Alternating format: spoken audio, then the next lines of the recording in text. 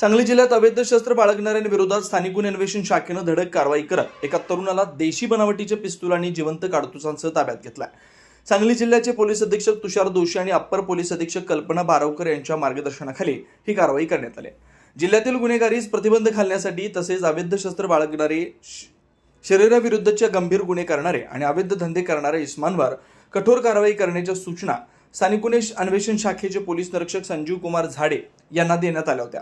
त्यानुसार पोलीस उपनिरीक्षक कुमार पाटील यांनी त्यांच्या पथकानं विशेष मोहीम हाती घेतली होती। पेट्रोलिंग दरम्यान जुना जकात नाका इनामधामणी परिसरात पोलीस पथकाला खास बातमीदारामार्फत माहिती मिळाली की चॉकलेटी रंगाचा चौकडीचा शर्ट घातलेला एक तरुण संशयास्पदरित्या सर्व्हिस रोडवर उभा असून त्याच्याकडे शस्त्र असल्याची शक्यता आहे। माहितीच्या आधारे पोलिसांनी विठ्ठल पाटील पॉलिटेक्निक कॉलेजजवळ सापळा रचला। आयांश एंटरप्राइजेस गोडाऊनजवळ संशयित तरुण दिसताच पोलिसांनी त्याला तात्काळ ताब्यात घेतलं। चौकशीत त्यानं आपलं नाव शिवम अर्जुन शिंगारे व 19 राहणार इचलकरंजी जिल्हा कोल्हापूर असं सांगितलं। त्याच्या अंगजडती घेतली असता कमरेला एक देशी बनावटीचं लोखंडी पिस्तूल आणि पॅन्टच्या खिशात 2 जिवंत काडतूस आढळून आले। चौकशीत आरोपीने हे शस्त्र इचलकरंजी येथील गजानन खामकर यांच्याकडून 2 वर्षापूर्वी घेतल्याची कबुली दिली।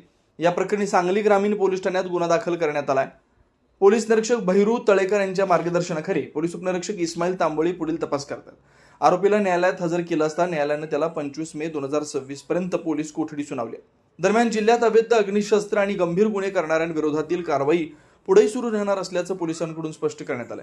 अशाच ताज्या आणि विश्वासार्ह बातम्यांसाठी आमच्या चॅनलला सबस्क्राईब करा, व्हिडिओला लाईक शेअर करून कमेंट करायला विसरू नका।